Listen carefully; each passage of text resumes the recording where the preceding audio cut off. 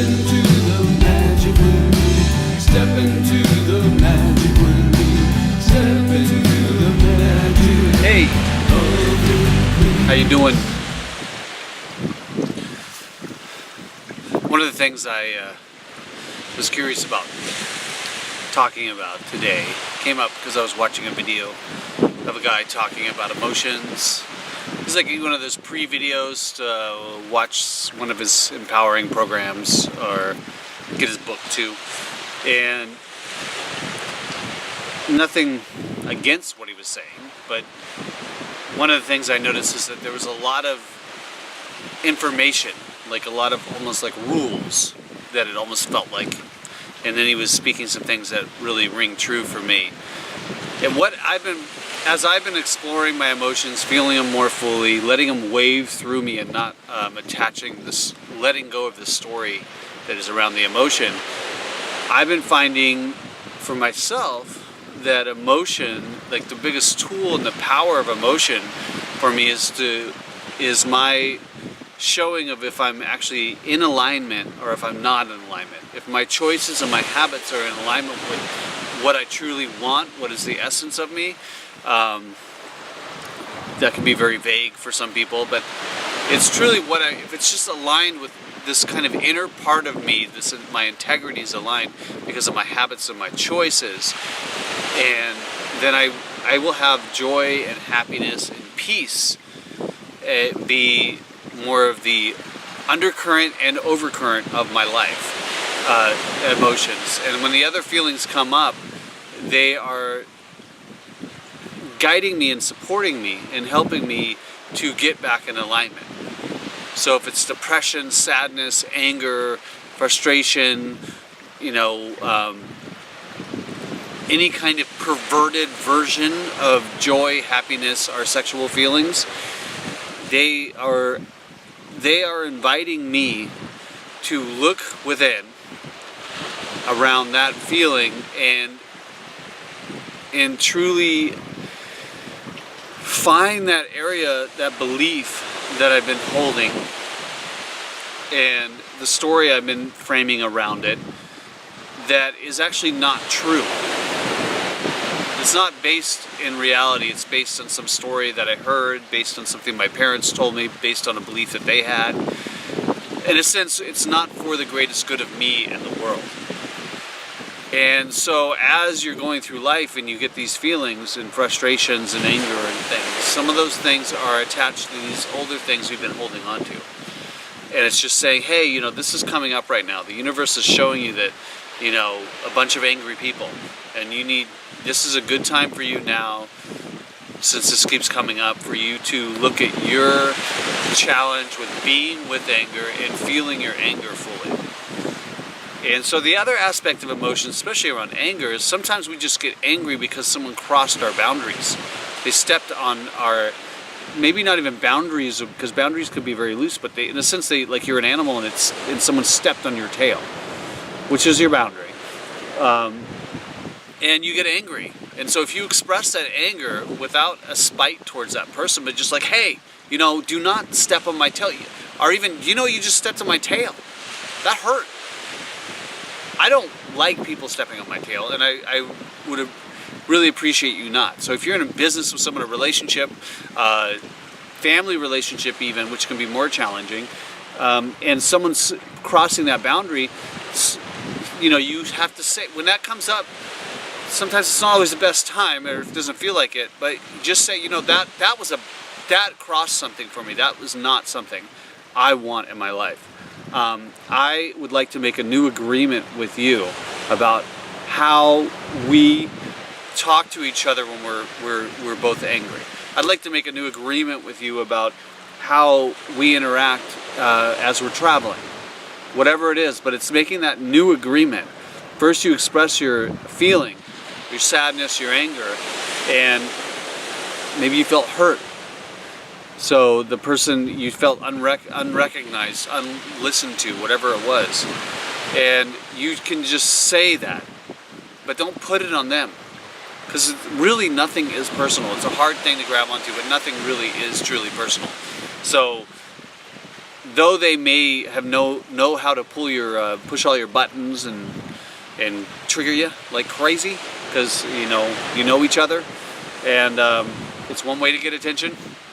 Not the best, but it does get attention. So even though that's going on, it's not personal. So take the personal out of it. Feel the feeling without the story that whenever you do this, because you did that, I feel like this. Take that out. Just like, I feel sad. I feel hurt. I feel like someone stepped on my tail. I feel like someone punched me in the gut. And I feel sad. And after you feel that, you create some space, and you can be like, I notice that I want to create an agreement here. So when we're doing taxes again, that we don't yell at each other. So that'd be a great one. Around money, there's a lot of stuff you could do, work around money and relationships, and just personally, just with yourself, so you have a healthy relationship with money, with energy, moving back and forth. So I don't know if I just went somewhere else with all of it, but it was about emotions. I forgot what I was talking about. I was feeling so much. I was emoting. So emotions are very powerful. I mean, they are a very powerful tool for you to realign yourself. There's so many other things you could create around what emotions are and all this stuff. But I would say one thing that's been helping me is seeing them as a kind of radar, or a tool, or information that I'm either in alignment in my life or I'm not in alignment. And if I'm not, then I look at what are my habits and what are the choices that I've made. Am I resourcing full yeses and nos in my body, in my choices and what I do in the day? And when someone presents me with a choice, am I, really your habits, they're huge. So they build. So your habits that you have, they build and they build and they build into integrity or into non-integrity. So they build and build into disease or ease. They build and build into body pains or body expansion. So, and we're all just learning today. That was the one thing I remembered today. Someone that was passing that said to me about the family that was around him. He said that, we're all just trying to figure it out. It was something like that. I wrote it down somewhere, but I don't have it in my the exact words. But they're just trying to figure it out. And I noticed that I can get judgmental on a lot of things, and I realized we're all just trying to figure this thing out. So we're doing our best, and you're doing your best, and I appreciate that. And we just keep using our awareness like a flashlight in this deep abyss of bliss, this deep abyss of shadows, even that the caves and the shadows that we have within us. We use that awareness, that flashlight, which is our awareness, and we shine it in there. And those emotions, some of those emotions will come out as these shadows want to come out. They want freedom, and you will be feeling some feelings that you had when you were 4 and 5 and 6, and things that are really scary. But after you feel those, even though it feels hard in the beginning, after you feel those, there's such a freedom, there's such an expansion, there's so much more room you make in your body for something new, because you're not holding on anymore. And you become a vessel for so much more creativity. And creativity just surges in you. Each thing you let go of, it's like, for me, it's almost like if you let go of some kind of 10-pound weight that was like some belief that, I'm not good enough or I need to prove myself. Say it's like a 10-pound weight, it's like this big, and I let it go. It's the amount of creativity that can fill that space, because creativity it's huge. I keep saying huge, and I keep thinking about, that person that says huge, so, but, the amount of, it's like, there's the trade-off, it's immense. So just keep doing the work. Keep being willing to face your shadows. Keep and feel your feelings fully. And when you have those feelings, don't cycle the story. So if you feel sad about your mom abandoning you, or your dad abandoning you, or you're a sibling, so that's a common one. So if you feel sad about that, when you're feeling the feeling of sadness, let it be like a wave.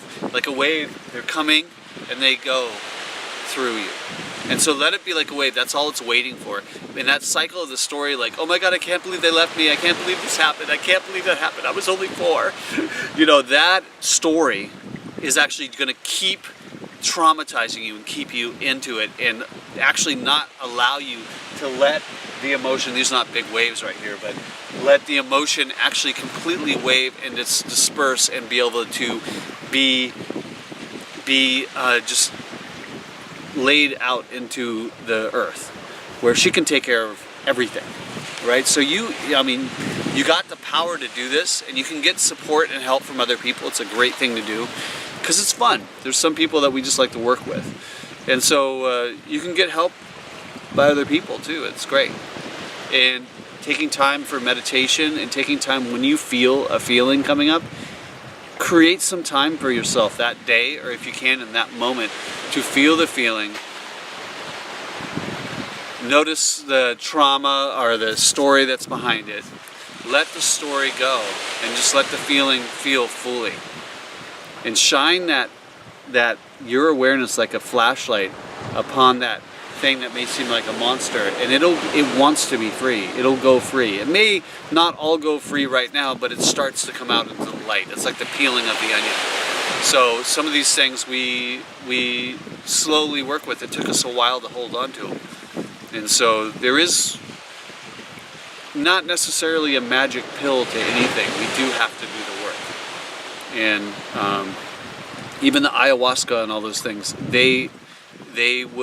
you have to do the work. You don't just take them and then you're all better.